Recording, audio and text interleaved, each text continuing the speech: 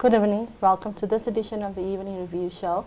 My name is Jemima Birkett, your host this evening. I'm speaking to Sharonice Busch. She is the executive chairperson of the National Youth Council. So she'll talk to us about a number of initiatives they are undertaking this year to empower and uplift the young people of Namibia. Thank you for joining us, Sharonice. Good evening, Jemima, and thank you for having me. Now, Sharonice, one of the main events that you usually have during the year is the National Youth Week. Now, what are you as the council doing to make sure this is not just an event but a sustainable initiative? Thank you, Jemima.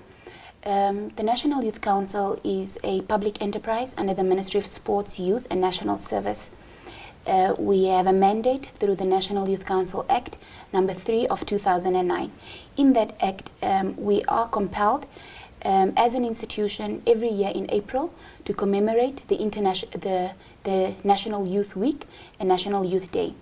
The act states that the end of April, every April, be observed as the National Youth Week, and that on 27th of April, the National Youth Council must observe the National Youth Day. This platform is derived from a decision of the United Nations that every year members to the United Nations must commemorate an International Youth Day. So annually, globally, countries commemorate International Youth Day on the 12th of August. But as Namibia, we've gone ahead through our act to give a platform for young people to be celebrated, to champion their aspirations, their issues that affect us as young people during our Youth Week. So the Youth Week, it's not just any other platform. It is actually a platform where the National Youth Council has an opportunity to put a spotlight onto a policy issue that affects young people in our contemporary context. Recently, if I may share with the viewers, we've had youth weeks that have observed policy issues that negatively impeded on the development of young people. When my board and I assumed office in 2021, we commemorated and observed the National Youth Week, where we had the nation talking around our unconventional manner and our approach to gender-based violence. When the National Youth Council hosted events such as a Slut Shame Night, where we provoked conversation around how do we go about addressing gender-based violence and creating a policy environment that protects the Namibian young woman, but also empowers and educates the Namibian young men around becoming a positive young adult. Last year, the National Youth Council's Youth Week reflected on agripreneurship as an avenue for self-employment. That discussion was really around agriculture as a very critical sector that can contribute towards young people having the opportunity to have employment opportunities from that space of agriculture, but also how do we set up sustainable youth enterprises in the space of agriculture. We observed the National Youth Week last year in Luderitz, and this year we are taking the Youth Week to the Otjozondjupa region in Rietfontein. Like I said, it is always observed and commemorated the end of every April, and the official launch or opening of our Youth Week is on the 27th of April. This year's topic discussion, Jemima, and for our viewers, is one that we take quite serious because it's one that affects our constituency, the Namibian youth. When I say Namibian youth, I include myself because I too am still a young person. And it's the issue around the burden and really the brunt of youth unemployment. However, as National Youth Council, we have a different approach to the conversation, and how as Youth Council we want to inform and advise government on the problem or the challenge that we are confronted with.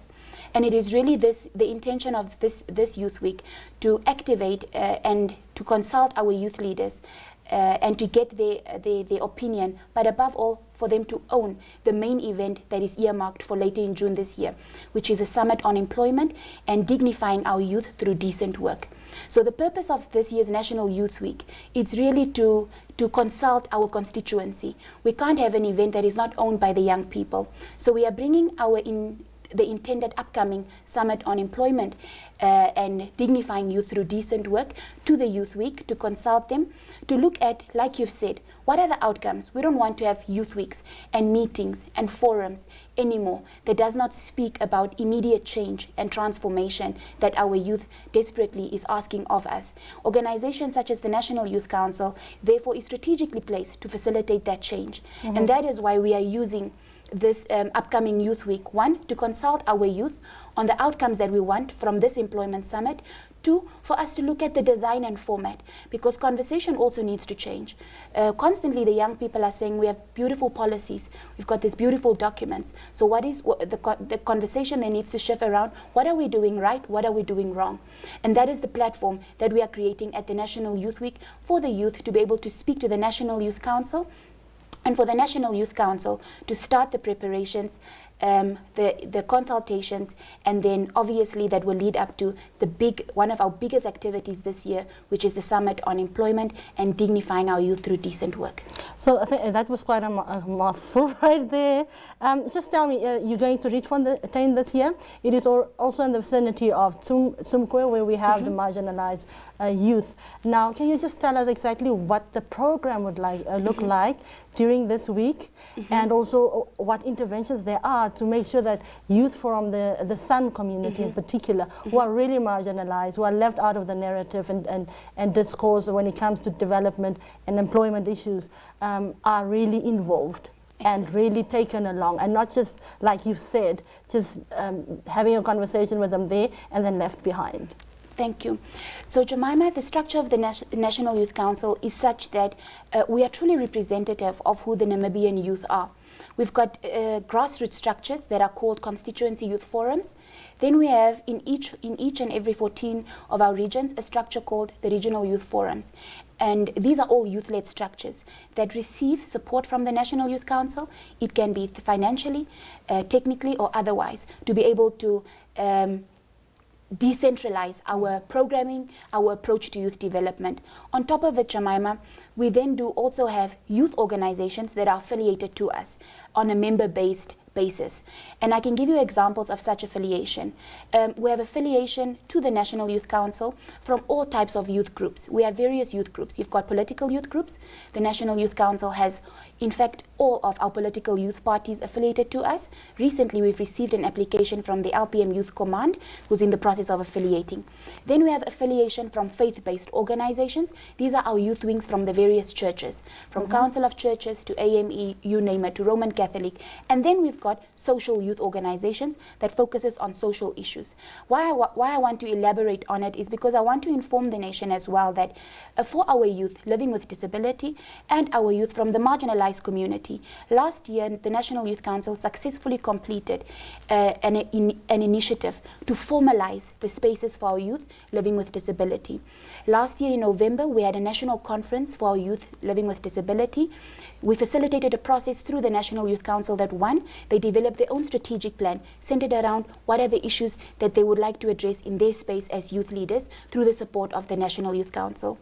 In early May, we are doing the same for our youth from the marginalized communities.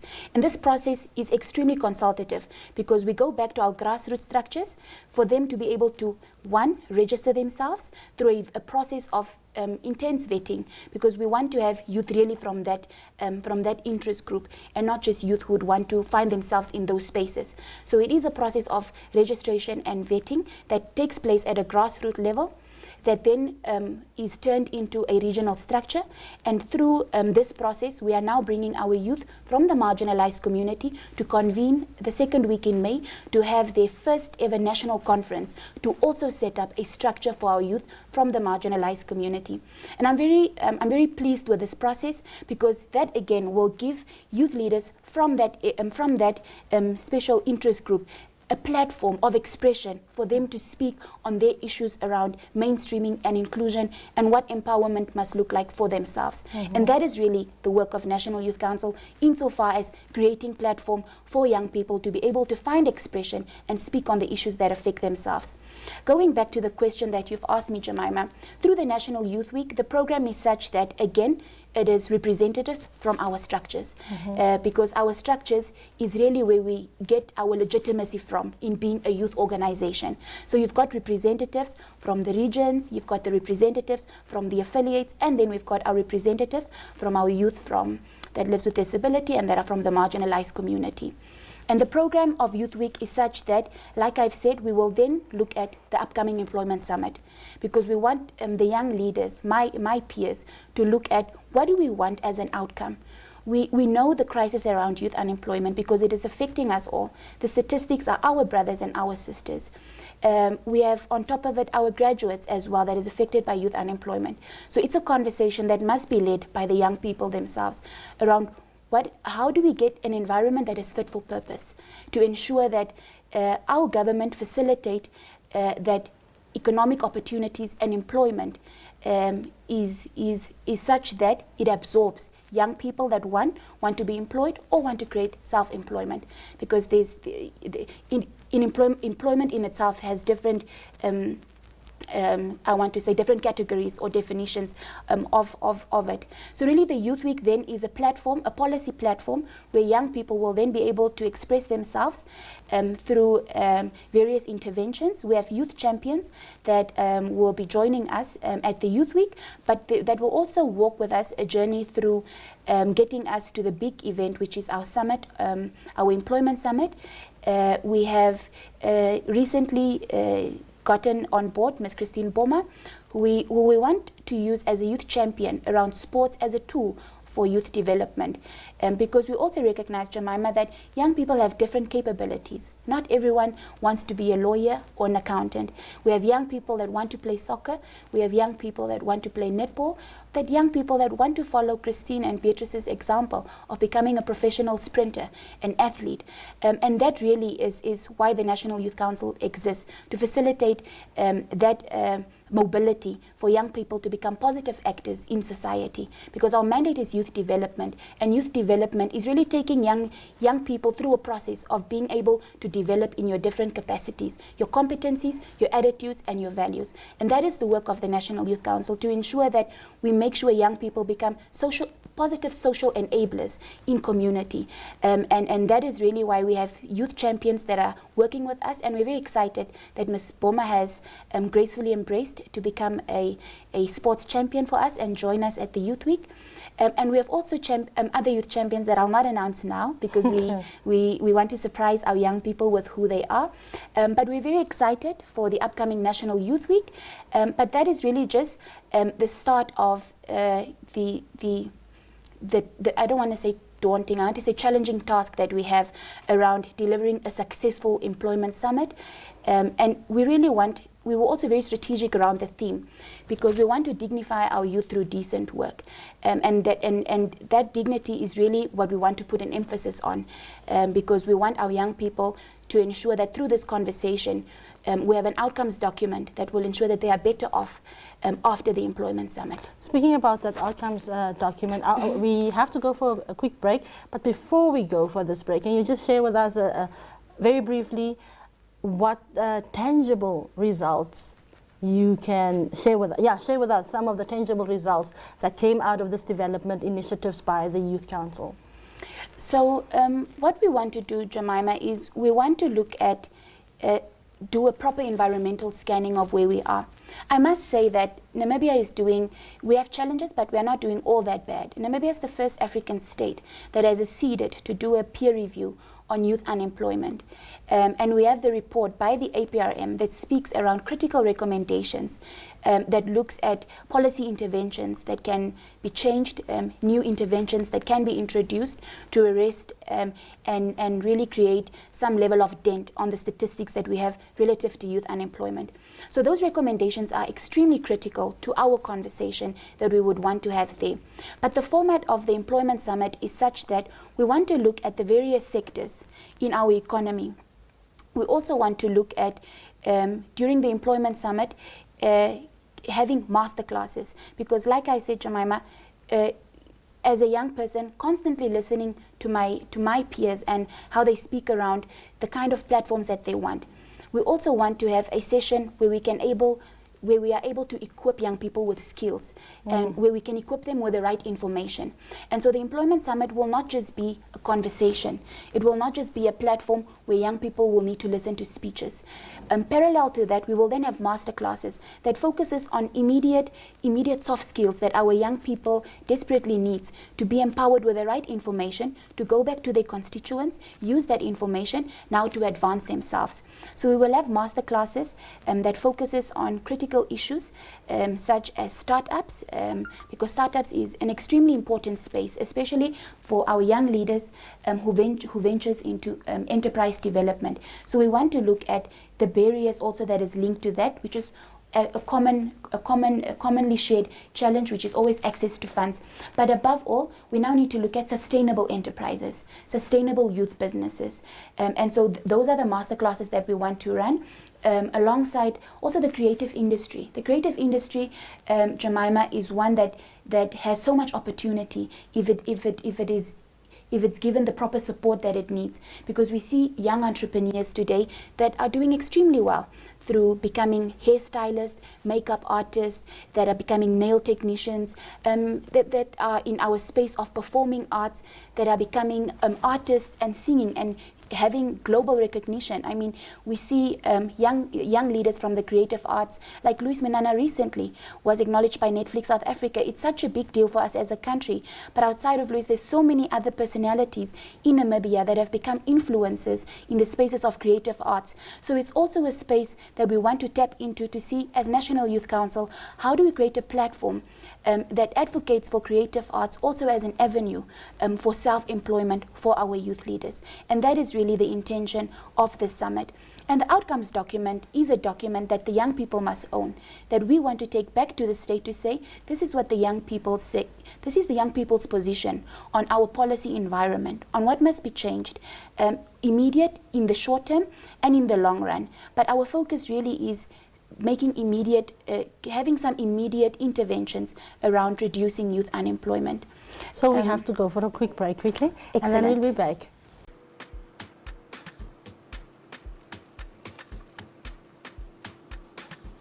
Please, put on your safety belt, sir. It's very important for your life.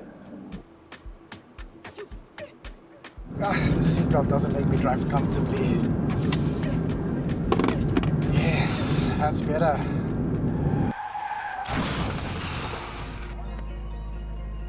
Please wear your seatbelt.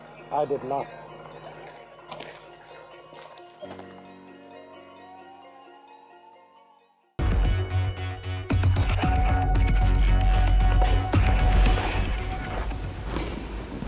Welcome back. My name is Jemima Busch, your host for this evening, if you've just joined us. Now we are in conversation with Ms. Sharonice Busch. She's the executive chairperson of the National Youth Council. She's talking to us about the interventions they are planning for this year and for the future to empower young people of Namibia. So before we went on a break, you talked about empowering young people for the future, and also the those in the arts sector. Especially those in the arts sector, but we have, can you talk to us about the African Continental Free Trade Agreement, and what measures are you putting in place to ensure that young people are involved and that their issues and challenges are adequately addressed, including the arts? Mm-hmm. So that is a platform again that is extremely crucial to ensure we become economically competitive as a continent. But we do know that the protocols are in the process of being finalized, and in this process young people can't be left out, in particular the young people and the women. The National Youth Council is the vice president of the Pan-African Youth Union for Southern Africa. So we also influence youth development and shape youth discourse at a continental level, with the position that we have as vice president of the PYU, which is, the PYU then is a coordinating body of youth councils continentally, that then closely works with the African Union and regional organizations, and then of course equivalent structures and the international youth organizations as well. To come back to the free trade area, The National Youth Council of Namibia, together with the Ministry of Sports, Youth and National Service, together with the Ministry of Trade and Industrialization, will be hosting towards early May, not early May, end of May or early June. Once the dates are finalized, obviously we'll put out the information for our youth leaders and do proper marketing around that event. But we are hosting a regional workshop for Southern Africa, which is also a big moment for us as a National Youth Council, because that means that we will be receiving our youth leaders from the region, from the SADC region. And of course, the Namibian youth will have an opportunity. Our youth leaders that have youth enterprises, but also our youth leaders that necessarily are not in that space. We will then have an opportunity through this regional workshop to closely look at the outcomes of the Africa Free Trade Area relative to how young people can tap into that to that space. But above all, I think at this stage, Jemima, it shouldn't be, because the vision is clear what the free trade area wants. The intention is for the continent, right? Mm-hmm. The intention of a free market and for free trade and intra-trade and lessening the barriers to that trade. So the intention is clear, but what we need to get right now is our protocols, and those protocols then will facilitate that intra-trade. And again, that is a platform that must be influenced by young people, and that must have the voices of young people in those protocols, because those protocols is what will determine how we will interact country to country, a youth leader from Tanzania to Namibia, a youth leader from Namibia to Nigeria, to Egypt. And so that stage of the negotiation, and what we want in that negotiation that protects us as young people, as young entrepreneurs running that's running business enterprises, that is the platform that we are creating through the SADC regional workshop. But above all, Jemima, it's also important that we create these platforms for our youth leaders and our young people to have exposure, to see what is happening in the region. Mm-hmm. What are young people doing that are our neighbors in Botswana, in South Africa, in Angola, in Mozambique, in DRC, in Zambia, in Zimbabwe? That is important, that platform to network, to realize that our challenges in Namibia is not only unique to Namibia, it's actually a common challenge. The challenge of access to funds, those barriers that we have to become economically competitive, it's not only exclusive to Namibia. But what these platforms do when we have conversation as young people is you learn best practices from your colleagues in the region, from our youth leaders across the regions, because there's always that story that inspires hope and courage around how you have overcome. And we can learn from that as young entrepreneurs as well. But above all, Jemima, it's the responsibility to use the platform to influence the outcome of those protocols. And that is the role that the National Youth Council has. It's to facilitate that platform to influence policy. And that is why we are very excited about this regional workshop. Not only because we have youth leaders from across the region, the Southern Africa region that will be coming, but because it's an opportunity for young people to finally influence the protocol on the Africa Free Trade Area. And that really is I want to say the indicator around measuring what does the National Youth Council do? What is its value proposition for young people? Mm-hmm. Does it actually facilitate positive influence in our society? And so that conversation for me then is an indicator that one, we are creating the spaces for youth leaders and the youth voice to influence policy outcomes. And that protocol then will be taken by our trade ministers back for approval, and then it follows, its normal course in terms of the diplomatic channels. So we are very excited about that. And like I've said, at the appropriate platform, the National Youth Council with the relevant stakeholders will announce to the Namibian youth how they can get involved, how they can sign up, and how they can have a space at this very important regional workshop. Now, in conclusion, there's obviously the big talk of town is green hydrogen. So as the National Youth Council, what are you doing to obviously make sure that the young people are getting involved in how this is going to be a sustainable intervention for them for the future? Green hydrogen, Jemima, again, it's a very ambitious vision and plan that the government has for our country to become a country that leads the conversation around a green economy. But at the stage where we are right now, the National Youth Council's role is to break down the concept of green hydrogen and what a green economy looks like. You know, Jemima, that sometimes when, as policymakers articulate the intentions and the plans that we have as a country, it is important that as young people we understand first what is it that this plan, what does it mean to me as a young person? How do I fit into the conversation of green hydrogen as a young person living in Uys? Because we recently know that the green hydrogen a pilot project will be piloted in the area of Uys. So that is the role of the National Youth Council, to break down this important milestones and plans that we have as a country. To that effect, GIZ has approached the National Youth Council to partner with us, to work with us around creating training for young people, where we will unpack green hydrogen, the various important initiatives, immediate and the midterm and in the long run, that is linked to the conversation of green hydrogen. But again, our interest is protecting the interests of and safeguarding the interests of youth. So we restrict ourselves to that because that is our mandate. And so with the GIZ, we are extremely excited to again put together this training platform for the Namibian youth. But for the Namibian youth to be able to again understand what green hydrogen is and the value that it will have on the Namibian economy. And from that, when you have that information and you are empowered with that, you now have the ability as a young person to understand how does the conversation of green hydrogen and the plans that the government has, how will the information that I have as a young person through the training given to us by GIZ, by NYC, how do I then become competitive as a young person to tap into the spin-offs when a green hydrogen plant is being set up or the village is being set up. So outside of employment, that of course is immediate, you know, we can say immediate kind of like positive outcomes of this conversation around green hydrogen. It is also looking about technology and innovation. What I want to say, by products can young people become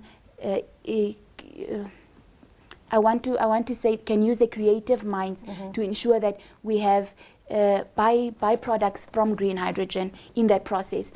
To also for us to facilitate tapping into the innovation and creativity of young people to start up meaningful enterprises around that. So we do have training, Jemima, scheduled for the young people.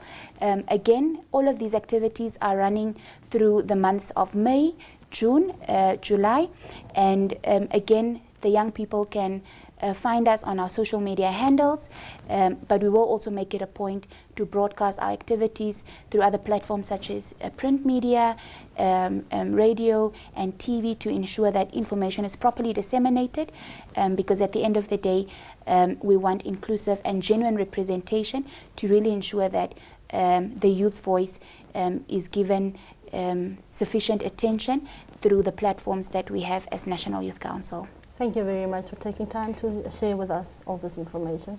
Thank you, Jemima. Now, thank you for tuning in. Until next time.